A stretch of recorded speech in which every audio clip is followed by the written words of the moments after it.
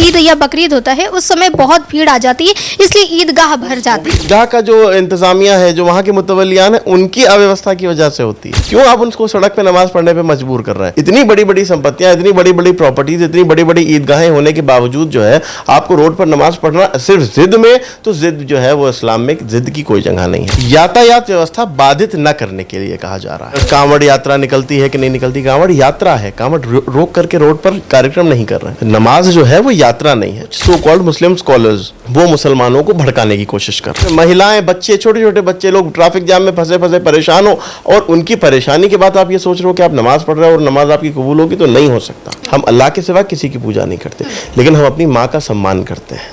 हम धरती को, भारत को अपनी माँ मानते हैं, तो हमारे लिए सम्माननीय है। हाँ, ये वो धरती है कि जिसमें दिन में हम 5 बार सजदा करते हैं, जिसकी मिट्टी को हम माथे से लगाते हैं, तब हमारी नमाज मुकम्मल होती है। लॉ एंड ऑर्डर के साथ खिलवाड़ उत्तर प्रदेश में बर्दाश्त नहीं की जाएगी। मुसलमानों को कब तक भड़काइएगा? कब तक भेड़ बकरियों की तरह इनका इस्तेमाल कीजिएगा? आप क्यों नहीं चाहते कि मुसलमान मुख्य धारा से जुड़े? अगर कोई जगह जो है विवादित है, नमाज नहीं पढ़ सकते। कोई जगह नापाक है, आप नमाज नहीं पढ़ सकते। आप नापाक है तो आप नमाज नहीं पढ़ सकते। और हद यह है कि आपको पाक होने के लिए वुज़ू करना है। वुज़ू करने के लिए अगर आपके पास पानी नहीं है, तो अपने देश की मिट्टी से आप अपने आप को अगर मसा करिएगा तो आप पाक होंगे। योगी आदित्यनाथ ने ये कदम उठाए हैं कि सड़क पर नमाज ना पढ़ा जाए, लेकिन उसके बावजूद भी कुछ मौलाना है, कुछ विरोधी लोग हैं, कुछ विपक्षी लोग हैं जो जिद पर अड़े हैं कि आखिर हमें सड़क पर नमाज पढ़ने क्यों नहीं दिया जा रहा। इसी पर बात करने के लिए हमारे साथ उत्तर प्रदेश उपाध्यक्ष अल्पसंख्यक मोर्चा के अमील शमशी जी हैं। चलिए इनसे बात करते हैं। सर, क्या कहना चाहेंगे कि एक बार फिर से योगी आदित्यनाथ जी का एक बयान सामने आया जिसपे उन्होंने कहा कि अगर सड़क पर नमाज पढ़ना है तो आपको रोका जा रहा है, और अगर आप नहीं रुके जी। मैं सबसे पहले एक बात को स्पष्ट करना चाहता हूँ, स्थिति को क्लियर करना चाहता हूँ। किसी को भी नमाज पढ़ने से नहीं रोका जा रहा है। एक गलत परसेप्शन क्रिएट किया जा रहा है। नमाज पढ़ने से नहीं रोका जा रहा है। सड़क पर नमाज पढ़ने, मैं बता दूं, यातायात व्यवस्था बाधित न करने के लिए कहा जा रहा है। जो व्यवस्था है उसको खराब ना करने के लिए कहा जा रहा है। किसी आम जनमानस को कि जिसका उस कार्यक्रम से संबंध नहीं है, उसको समस्या ना हो, उसके लिए कहा जा रहा है। और दूसरी बात ये कि रोड पर नमाज एक लंबे समय के लिए रोड को बाधित करना होता है। इसकी तुलना हम अन्य कार्यक्रमों से नहीं कर सकते। मिसाल के तौर पे बहुत सारे लोग मिसाल देते हैं कि साहब देखिए वो कांवड़ यात्रा निकलती है कि नहीं निकलती? कांवड़ यात्रा है, कांवड़ रोक करके रोड पर कार्यक्रम नहीं कर रहे हैं। नमाज जो है वो यात्रा नहीं है। मुस्लिम जुलूस निकलते हैं, मुहर्रम के निकलते हैं, 12 वफात के निकलते हैं, अन्य बहुत सारे जो है वो उर्स वगैरह में देखा होगा आपने कि जुलूस वगैरह निकलते हैं, जो यातायात व्यवस्था अकॉर्डिंगली वहाँ पर वो किया जाता है। लेकिन नमाज का मसला ये है, नमाज को लेकर के जिस तरह से मैं ये देख पा रहा हूँ कि कुछ तथाकथित सेक्युलर दल, कुछ तथाकथित सेक्युलर नेता और कुछ सो कॉल्ड मुस्लिम स्कॉलर्स वो मुसलमानों को भड़काने की कोशिश कर रहे हैं। उनका एक सूत्र, उनको नमाज से कोई मकसद नहीं है। उनको इस बात से फर्क नहीं पड़ता मुसलमान नमाज पढ़े कहाँ ना पढ़े। वो कभी ये वाकर के नहीं देखते कि जो जब नमाज हो रही होती है, यहाँ लखनऊ में भी बहुत बड़ी बड़ी जगहें हैं जिन पर जो है वो नमाज होती है। ऐसा नहीं है कि वहाँ अंदर जगह नहीं होती है, लेकिन लोग फिर भी जो है वहाँ अव्यवस्था के चलते उनकी जो नमाज के वहाँ पर मुंतजमीन होते हैं, जो इंतज़ामिया होते हैं, प्रशासन होता है ईदगाह का, ज़िला प्रशासन की बात नहीं कर रहा हूँ, जो ईदगाह का प्रशासन होता है, उनकी कुछ कमियों के कारण वो लोग अंदर नहीं पहुँच पाते, तो वो बाहर पड़ते हैं। आप अपनी कमियों को दूर कीजिए। आपके पास स्पेस मौजूद है, लेकिन उसके बावजूद भी यदि आप चाहते हो कि नहीं ट्रैफिक बाधित हो, तो फिर किसी को परेशान करके नमाज नहीं पढ़ी जा सकती। शरा में हरगिज़ नहीं अलाउड है। मैं बता दूं, अगर 99 लोगों को समस्या नहीं और एक को भी समस्या है, तो फिर आपको जो है उसका समाधान निकालना होगा। आपको निकालना होगा। आपके पास जगह है, आपके पास प्रेमाइसेस है, प्रेमाइसेस के अंदर नमाज पढ़ी जा सकती हो, पढ़ी जाती है। मैं बता सकता हूँ, मैं दावे के साथ इस बात को कह सकता हूँ, शिया समुदाय में कहीं पर भी आपको रोड पर नमाज पढ़ते हुए नहीं दिखाई देंगे। जी, लेकिन आपको लगता है कि क्या ये जायज़ होता है कि कुछ लोग कह रहे हैं कि एक दिन की बात है, सिर्फ एक दिन नहीं पढ़ने दिया जा रहा है, योगी सरकार है मुसलमान विरोधी है, नमाज पढ़ने से रोक रही है? नमाज एक दिन का होता है। नमाज दिन में 5 बार का कार्यक्रम। ईद की नमाज की बात की जा रही है कि ईद या बकरीद होता है उस समय बहुत भीड़ आ जाती है, इसलिए ईदगाह भर जाती है। वो जो भीड़ होती है वो वहाँ के ईदगाह के ज़िला, जो ईदगाह का जो इंतजामिया खामियां हैं, जो वहाँ के मुतवल्लियान हैं, उनकी अव्यवस्था की वजह से होती है। अंदर जगह होने के बावजूद आप उनको क्यों नहीं व्यवस्थित कर पा रहे हैं? क्यों आप उनको सड़क पे नमाज पढ़ने पे मजबूर कर रहे हैं? इतनी बड़ी बड़ी संपत्तियां, इतनी बड़ी बड़ी प्रॉपर्टीज, इतनी बड़ी बड़ी ईदगाहें होने के बावजूद जो है आपको रोड पर नमाज पढ़ना सिर्फ जिद में, तो जिद जो है वो इस्लाम में जिद की कोई जगह नहीं है। ट्रैफिक बाधित ना हो, अन्य अभी बड़े मंगल के कार्यक्रम चल रहे हैं, सबको निर्देशित किया गया है कि एक हद से को छोड़ करके आपको भंडारा करना है ताकि ट्रैफिक बाधित ना हो, ताकि आने जाने वाले लोगों को परेशानी ना हो, मरीजों को परेशानी ना हो, स्टूडेंट्स को परेशानी ना हो, ऑफिस जाने वाले लोगों को परेशानी ना हो। गर्मी का आप आलम देख रहे हैं, इस हर एक के पास नहीं है गाड़ियां एयर कंडीशन।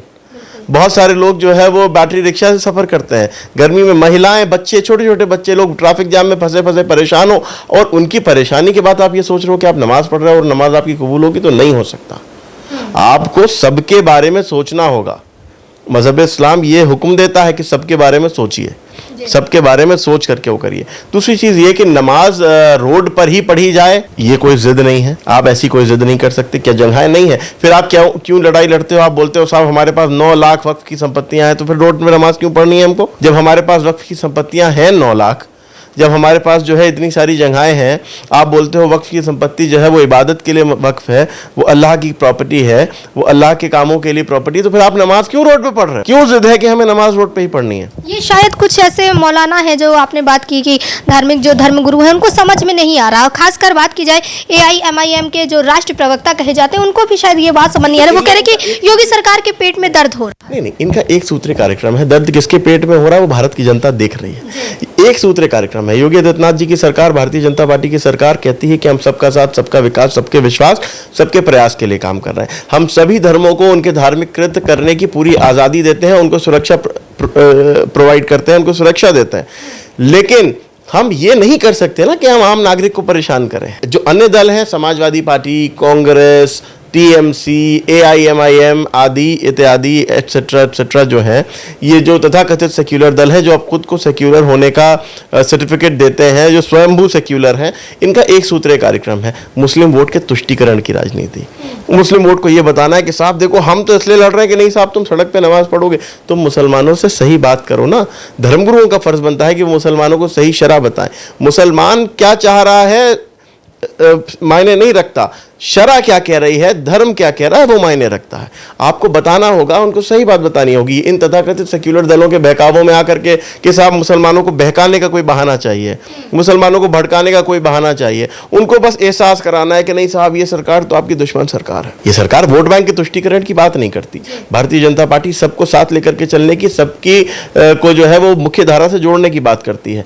इसको आप कंपेयर रोड पर नमाज पढ़ने से नहीं किया जा सकता। इसलिए क्योंकि यदि आपके पास जगह ना हो, एक अलग विषय है, लेकिन जगह होने के बावजूद आपको रोड पर ही नमाज पढ़नी है, ये कोई लॉजिकल बात नहीं है। जी, अभी आपने देखा कि एक बयान और सामने आया है जो खालिद रशीदी मौलाना है, उन्होंने कहा कि हम अपनी ही माता की पूजा नहीं करते तो हम धरती माँ को क्या मानेंगे। कुछ लोग इस तरह के बयान दे रहे, इस पर क्या कहना चाहेंगे कि माता तो सबके लिए पूजनीय होती है? देखिए, आपने जिन मौलाना साहब का नाम लिया, बहुत वरिष्ठ धर्मगुरु हैं, बहुत सम्मानीय धर्मगुरु हैं, बहुत सम्मान करते हैं, हिंदू और मुसलमान सभी उनका सम्मान करते हैं। उनका मैं ये बताना चाहता हूँ, देखिए आपने कहा कि हम अपनी माँ की पूजा नहीं करते, तो पूजा करने का हुक्म इस्लाम में सिर्फ अल्लाह को है।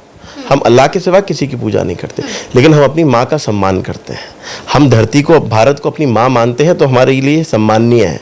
हाँ, ये वो धरती है कि जिसमें दिन में हम 5 बार सजदा करते हैं, जिसकी मिट्टी को हम माथे से लगाते हैं तब हमारी नमाज मुकम्मल होती है।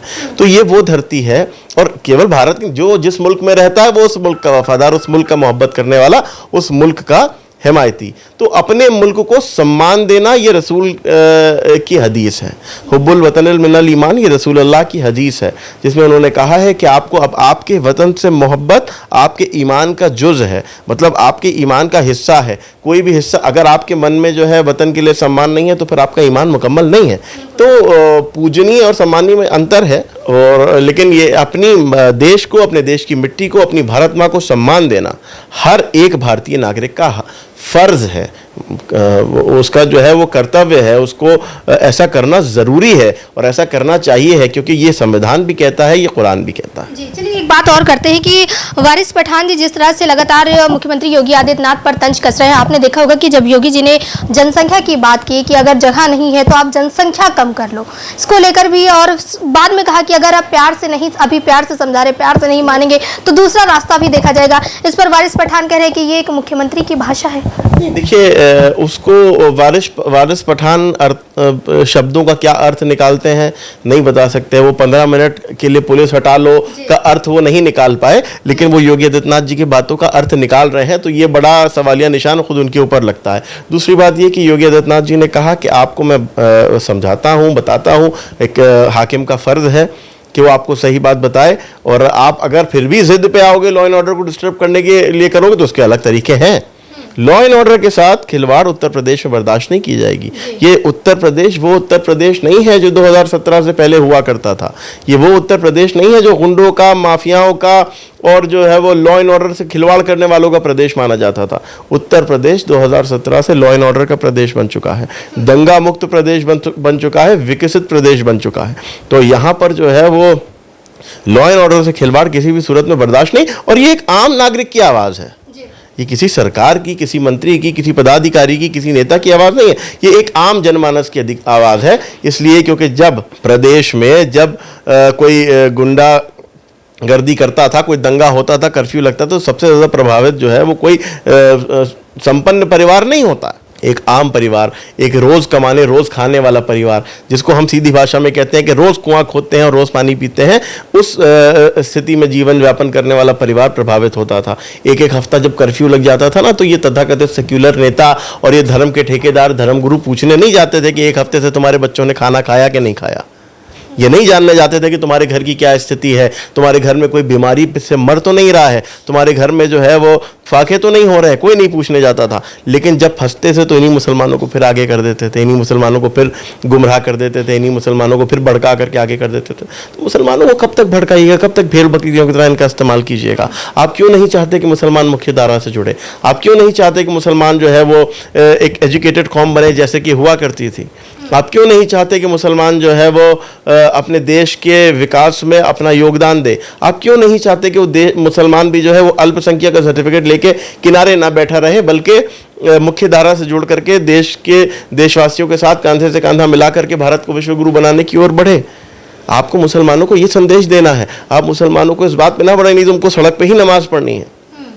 आप उनको इस बात का जवाब दीजिए, वो ये चाहते हैं कि आप सड़क पे नमाज पढ़ें ताकि मुसलमानों की जो अरबों खरबों की वक्फ की संपत्तियां उनको खुर्द-बुर्द कर सकें। अच्छा। उनके बारे में मुसलमानों को पता ही ना चले। ये तो चाहते हैं कि मुसलमान सड़कों पर रहें, ये तो चाहते हैं कि मुसलमान जो है वो आकर के देखें ही ना कि वास्तव में संपत्ति कितनी है। आपको डिसिप्लिन का प्रमाण देना है। आप जो है वो मुसलमानों को भेड़िया दसान ना बनाइए, आप मुसलमानों को सही बात बताइए, सही शरह बताइए, उनके सही हुकूक बताइए। कुछ मुसलमान जो आज भटक चुके हैं, जो वो भी चाहते हैं कि सड़क पर नमाज पढ़े, उन्हें क्या मैसेज देना चाहेंगे कि असल तरीका क्या होता है नमाज पढ़ने का? देखिए, असल तरीका नमाज पढ़ने का जो धर्मगुरु है वो बताएंगे। अगर वो सही बता पाए तो मैं तो कोई धर्मगुरु नहीं हूँ, मैं कोई धर्म स्कॉलर नहीं हूँ, लेकिन मैं इतना जानता हूँ कि आपकी जो अपनी अकल है ना, जो अकल है उसका इस्लाम में दर्जा जो है वो, आपसे वो ये कह दें कि साहब आपको सड़क पे नमाज नहीं पढ़ने दी जा रही, आप उनसे ये कहो कि आप क्यों चाहते हो हम सड़क पे नमाज पढ़ें? आप इतनी बड़ी ईदगाहें हैं, इतनी बड़ी बड़ी दरगाहें हैं, इतने इतने बड़े प्रमाइसेस हैं, जहां पर जगह नहीं है वहां पर भी जो है आप व्यवस्था कीजिए। शिया समाज में आपको कोई भी व्यक्ति रोड पर नमाज पढ़ता हुआ नहीं दिखाई देगा। ना पूरे भारत में आपको कहीं पर एक भी शिया व्यक्ति रोड पर नमाज पढ़ता हुआ नहीं दिखाई देगा, क्योंकि जो वहाँ के जो मुंतज़मीन होते हैं, जो वहाँ का इंतज़ामिया होता है, वो एक उनके लिए प्रॉपर इंतज़ाम करके रखता है। उनको बताता है कि किस जगह तक जो है आप जमात में नमाज पढ़ सकते हो, किस शर्तें हैं कि उनको ये शर्तें बताई गई कि इस इतने डेस्टिनेशन तक, इस हाइट तक, इस डेप्थ तक आप जमात के साथ नमाज पढ़ सकते हो, वरना फिर आप बाद में अलग से पढ़ना। अगर कोई जगह जो है विवादित है, नमाज नहीं पढ़ सकते। कोई जगह नापाक है, आप नमाज नहीं पढ़ सकते। आप नापाक है तो आप नमाज नहीं पढ़ सकते। और हद यह है कि आपको पाक होने के लिए वुजू करना है। वुजू करने के लिए अगर आपके पास पानी नहीं है तो अपने देश की मिट्टी से आप अपने आप को अगर मसा करिएगा तो आप पाक होंगे। देश की मिट्टी से, देश की मिट्टी को तो कुछ लोग मान ही नहीं रहे। आप कह रहे देश की मिट्टी से बस देना है, आपको देना होगा, क्योंकि ये फर्ज है आप पर। डरे हैं या वो तथाकथित मुस्लिम नेता डरे हैं कि जो मुसलमान के नाम पर आज तक अपनी राजनीति चमकाते हुए आए थे। मुझे आम मुसलमान तो मुझे डरा नहीं दिखाई देता।